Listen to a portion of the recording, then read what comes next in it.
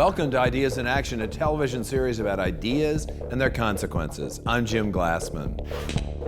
With all the talk about America's declining place in the global economy, you might be surprised to know there's a category where we're still number one, selling our expertise. And that's good news, at least according to today's guest, who sees a bright future in exporting services to a world hungry for American know-how.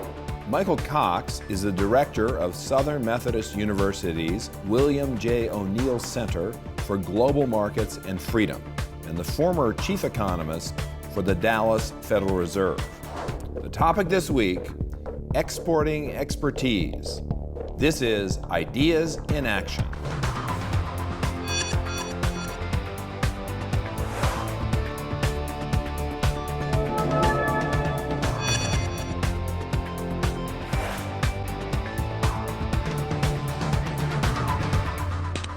Funding for Ideas in Action is provided by Investors Business Daily. Every stock market cycle is led by America's never-ending stream of innovative new companies and inventions. Investors Business Daily helps investors find these new leaders as they emerge. More information is available at investors.com.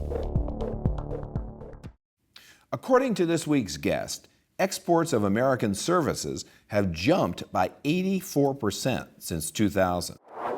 America trails both China and Germany in sales of goods abroad, but ranks number one in global services by a wide margin. In fact, America's sale of services like education, finance, management, and transportation expertise has led to a trade surplus in services of nearly $132 billion. President Obama says his goal of doubling U.S. exports by 2015 will create millions of new manufacturing jobs. But it's America's service sector that is of growing interest to our trading partners and is the area from which real growth in exports will come. Michael, you wrote in the New York Times that exporting services is absolutely essential to the U.S. economy. I think people would be surprised to learn that services get exported at all. So what do you mean by that? Exactly that. You know, Americans, 82% of us now work in the service sector, right? So it's critical that we learn to export our services to the rest of the world. Otherwise, we can't take advantage of that large market. People think of exports loading goods onto a ship or onto a plane and sending them abroad. How are services exported? Well, it happens in many ways. One way would be, for example, for students coming to take my class at SMU. If they come from Thailand or Mexico or China or India and they come sit in my classroom, that's going to be booked as an export of education services to the rest of the world, and rightly it should be. If they travel to our hospitals, many South Americans travel up, for example, to San Antonio, and the hospitals are full of Latin Americans. If they come up here for surgery, that's going to be booked as an export of American medical services. That's one way. Another way is for us, exporting it directly without even them having to travel here, such as if we decide to be lawyers for them abroad. If I'm say I'm a Chinese company and I'm selling lawn darts in America, I'm going to need some good legal assistance of the American type for consumer product safety. What about consultants or architecture? Right. That's a good example. Many of the buildings that were, designed for the Olympics in Beijing were designed by American architecture firms. We export that. We go abroad to their oil fields with our engineering services, and we have the expertise there. Maybe we have less oil, but we have more knowledge in that area, so we'll go make that stuff work. China wants to be the leading manufacturer in the world. Well, they're not going to do it apart from American expertise coming over there and showing them how to make that factory work the most efficiently and competitively. So exports of services have been increasing, and not only that, but the difference between exports and imports of services, that gap has been widening, so Americans are exporting much more than they're importing in the service sector. Exactly. We have a growing export sector surplus, and it's certainly growing faster than our exports of services, faster than our exports of goods. And that's because two things. First of all, as the world gets richer, they move down their list of needs and wants like we have. Top of the list of needs and wants is food, clothing, shelter, furniture, which tend to be material goods.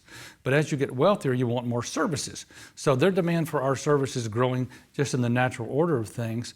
But also technology has just recently evolved with the internet and so on to the point where now an American programmer can write HTML code and design a website for anybody in the globe and export that service to the rest of the world.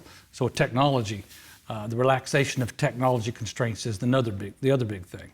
So when we hear these figures about the trade deficit, is that usually the merchandise trade deficit doesn't include services? Usually, if they, the press tends to want to make a big deal out of bad news, so if they're looking to do that, they're going to focus on the merchandise trade deficit.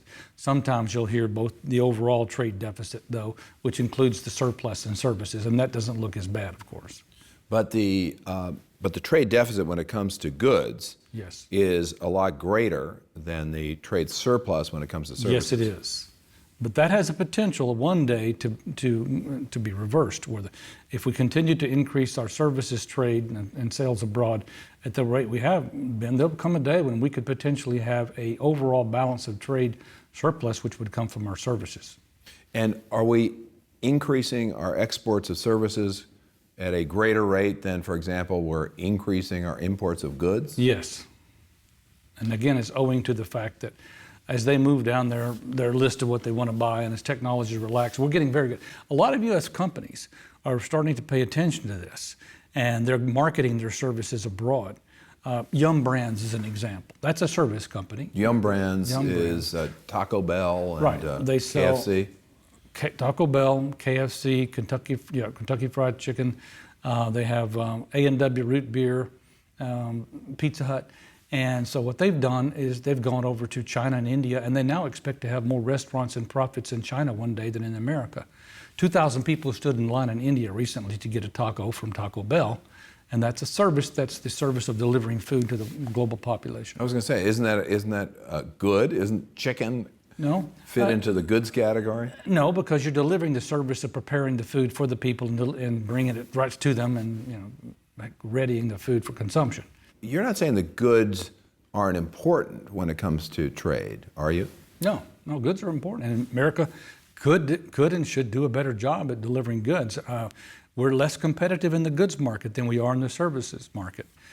And it's no surprise that part of that owes to the fact that our labor is more expensive and produced oftentimes by unionized firms, and that makes it difficult for them to be competitive in global markets. You say unionized firms, but there is a lot of concern, certainly political concern, and I think social concern about the fact that factory workers in America are losing their job, that they're not competitive with workers abroad. Tell us about that problem, or how much of it is a problem. It's a problem in that if you think about like the hierarchy of human talents, what people can be used for at work, physical labor in the farms and the fields, manual dexterity and motor skills in the factory, formulaic intelligence and so on, up to imagination, creativity, people skills, emotional intelligence. The things at the bottom of the list, the physiological supply, and then also manual dexterity, motor skills, those are what happen in factory work. And that's where we're not competitive right now. Most of us who graduate from high school or even college, especially college, don't want to go work in a factory. Wages are not as great as they once were relative to services. Most of us want to go use our minds and our brains. And so we're not able to be competitive with the Chinese there. But where we have an expertise is in delivering highly educated services. But of course, not all Americans can do that. And so what happens to the Americans who have been working in factories or have been using manual dexterity in their jobs? Are they just kind of out of luck because there's not much we can do about it? Well, they're not out of luck, but we need more productivity in those factories to be competitive at these wages. Certainly Americans are the most productive in the world, even in manufacturing, and even in agriculture. One U.S. farm worker, for example, makes 30 times what a Chinese farm worker does. And so we're very productive in the farming sector. But if you look at the wage comparisons, oftentimes the wage comparisons are even more extreme. So I think we'll start to get more factory work back, actually. There's been a lot of dissatisfaction with some of the work that's come out of Chinese factories, and some of that has already come back to America. Do you mean actually we're going to be employing more people? I mean, one of the points that you make very cogently is that we're manufacturing more than we were manufacturing years ago, but we're doing it with fewer people. In other words, the productivity is increasing. Even without the competition from China and India, but mainly China in manufacturing, we would see fewer manufacturing workers. That's because technology replaces people. And again, though, part of it is due to the fact of unions. I mean, one of my favorite quotes ever is from Henry Ford, where he says, well, at least I don't have to deal with a robot union. You're saying that productivity is increasing, so we get more Per worker. per worker, but you still think that over the next few years, there may be more and more people going into manufacturing? Not necessarily more. I think that because productivity does continue to grow in manufacturing, we would be lucky to offset some of the natural job loss that was going on. In other words, if we can hold our own in manufacturing in terms of employment, that's about the best I think you can hope for. Because, look, at one time, 95% of Americans worked on farms. Today, it's 1.5%. So we got to the single-digit numbers in farming maybe 20 years ago, 30 years ago, when less than 10% of Americans worked on farms. Manufacturing is destined to go that way. We do have an export surplus of farming in this country. So even for a nation who produces food for not just ourselves, but for the rest of the world, we still have gotten technologically to the point where we only need 1.5 every 100 people producing food. It's going to happen in manufacturing as well. Don't we have kind of an imbalance here? You know, on the one hand, we've got a lot of people who were in manufacturing, maybe out of jobs now forever. And then on the other hand, you talk about the service economy. Those are highly specialized workers in many cases. Mm-hmm. And there, we seem to have a shortage, and we need to import workers from the rest of the world. You know, I believe that this is really a function mostly of education in America. Our middle class, America likes to have a middle class. We always have. Every nation needs a middle class. That middle class that we have that became so large was built mainly on the backs of manufacturing. But in the services age, you can't put that knowledge in my brain. It's intellectual capital. I've got to go study. So it's really important that our schools be very good. There we have a failure in our public education system to deliver us an American middle class of the service age. Is there kind of a gap between needs for skilled service workers and our ability to supply them, while at the same time, we've got a lot of people who just don't have those skills, and it's going to take a while for our education system to catch up? It's going to take forever until we move education out of the hands of the public sector and out of government schools and into private schools, which our school system is falling behind. Our typical student in this country in math falls below average, in science even further down, and in logic and problem solving, they're in the bottom 10% of our peer nations worldwide. So in the meantime, you're in favor of importing foreign labor at a specialized level, is that right?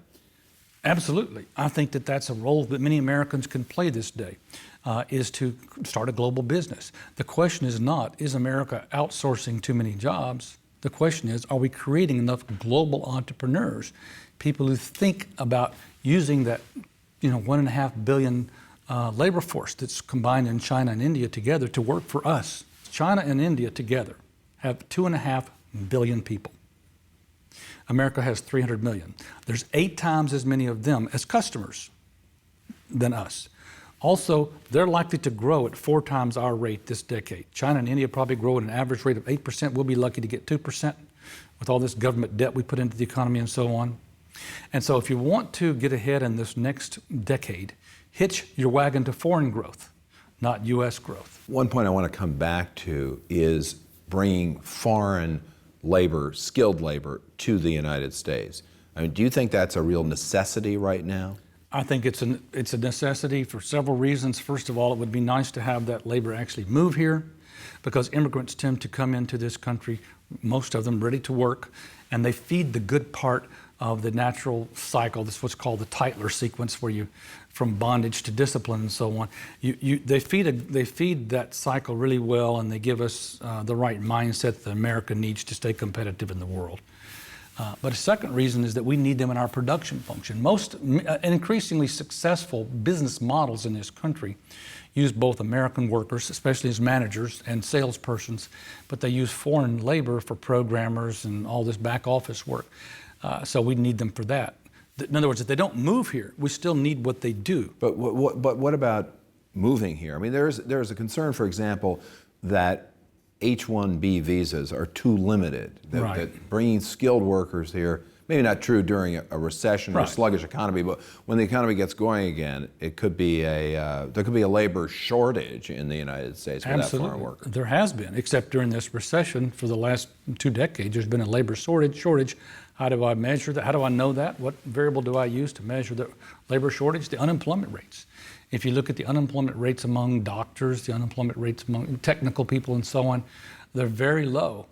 That's a sign, they're at least below the national average of unemployment rates. That's a sign that we need more of those kinds of workers.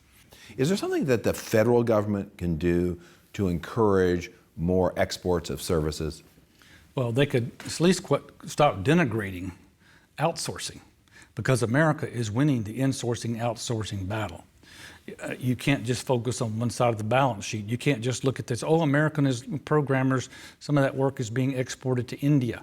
Out of the 22 areas in which we have services, exports, and imports as categorized by the Department of Commerce, America has a surplus in 17 out of 22. We only have deficits in 5, and our deficits are very small. We have a very small deficit in the importing of our programming services from the rest of the world. We do export a lot. We have a small deficit in our back office work, in our accounting, and so on. But we have a surplus in education, a surplus in medical care, a surplus in engineering services, a surplus in architecture, huge surplus in the film industry, huge surplus in commercial leasing, and so on down the line. 17 out of 22, we're winning the battle. So if you start talking bad about outsourcing and you're going to stop outsourcing, well, you're not going to stop outsourcing apart from stopping insourcing too, in which case you'd be just cutting our throats. This is the lifeblood of America today, is exporting our services to the rest of the world. And companies that outsource the most tend also to increase their employment in the United States the most. That's right. I mean, here's a website I'd like people to go look at and just think. Go to Tutor Vista, Tutor Vista.com. And what you'll notice that there's a company there where your children, my children, can get for $100 a month all the programming, all the tutoring services they want in their bedroom with their computer right in front of them from a person in India who has a PhD or a master's in science and engineering or math. $100 a month. Well, that employs Indian labor, but the management is American. The sales force is American. So that's a good business model. American management, know-how, American sales, and so on, but not trying to compete with them directly in areas like, say, programming, where we might have yesterday. So you're saying we shouldn't be afraid of outsourcing, and in fact, it's beneficial, and we should use it more. Use it. Start a global company. And I think this is one of your themes, Michael Cox, in general, that the United States is actually doing a lot better than we think it is, and a lot of the things that we're afraid of are actually can be very beneficial to us. In fact, if you go back and you look at my book, Myths of Rich and Poor, that's what you find as a theme throughout that, is that not only the people who bring you the bad news and the fear are typically wrong, they're exactly backwards in terms of where they see fear and America failing. You should see opportunity.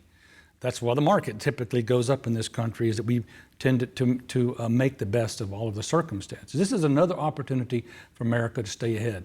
Now, I think you said that when you see Americans consuming a lot of imports, that's actually a good sign rather than a bad sign. Well, sure, because I mean, typically you don't consume it unless it's more affordable, and so it's a way for us to increase our living standards. Look at what people buy at Walmart.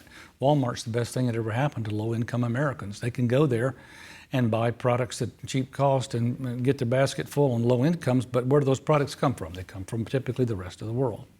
So to go back to my question about what can the federal government do, you said they ought to stop the federal government ought to stop denigrating outsourcing, as well as, I guess, denigrating imports. So what do you think, for example, of President Obama saying that he wants to double the level of U.S. exports in a very short period of time?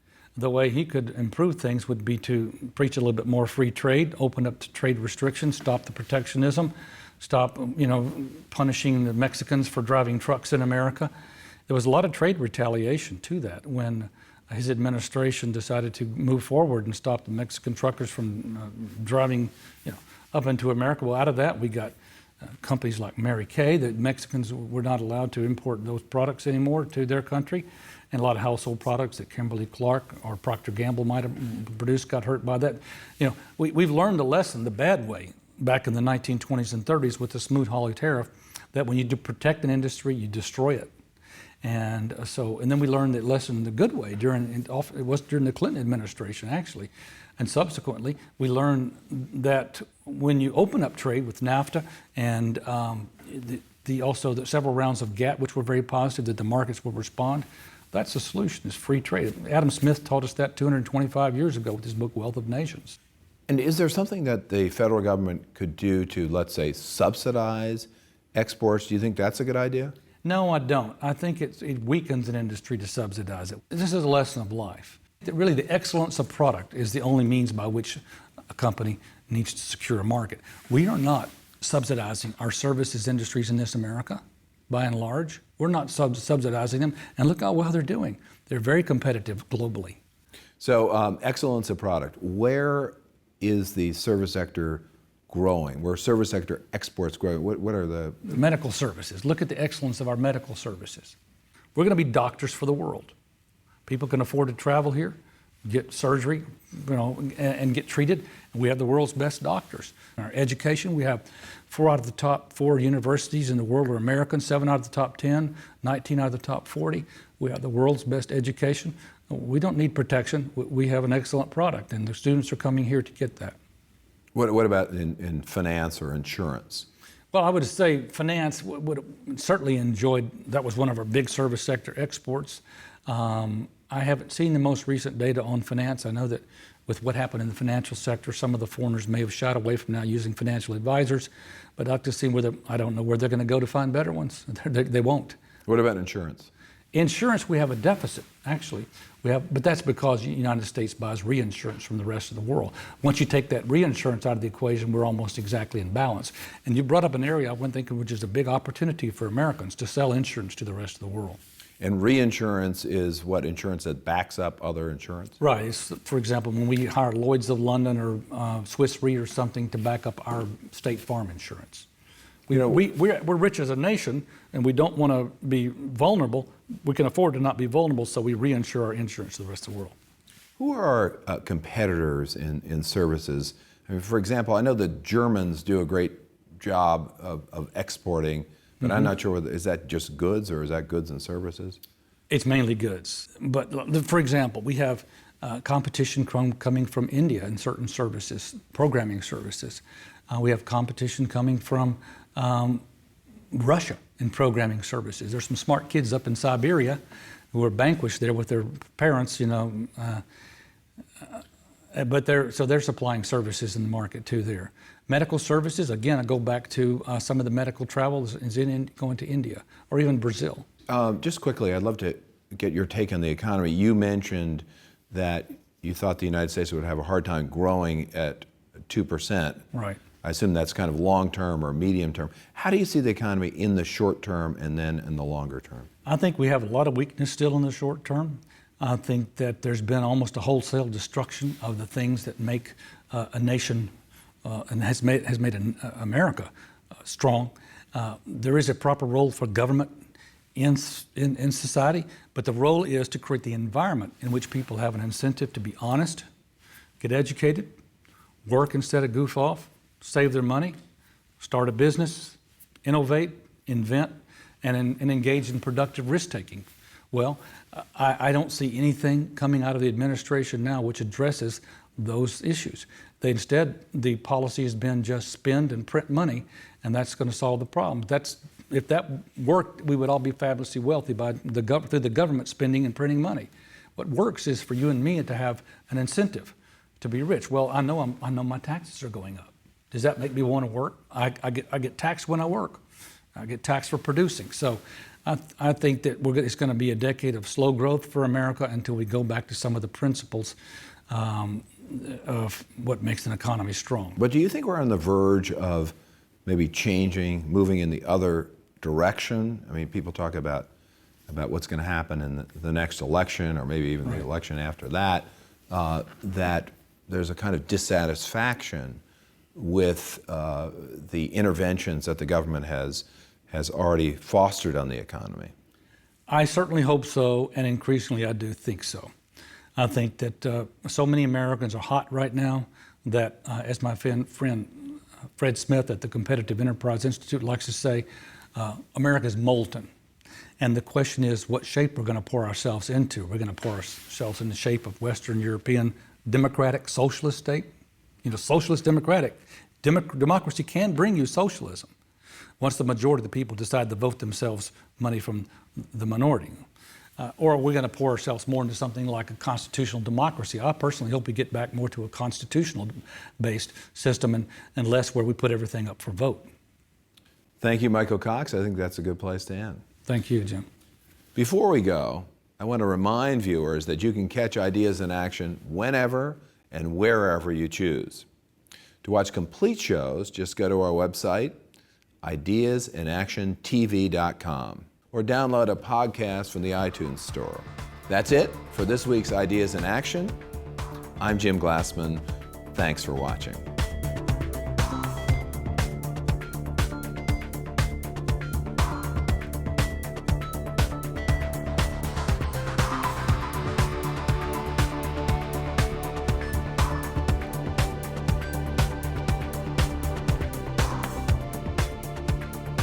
For more information, visit us at ideasinactiontv.com. Funding for Ideas in Action is provided by Investors Business Daily. Every stock market cycle is led by America's never-ending stream of innovative new companies and inventions. Investors Business Daily helps investors find these new leaders as they emerge. More information is available at investors.com. This program is a production of Grace Creek Media and the George W. Bush Institute, which are solely responsible for its content.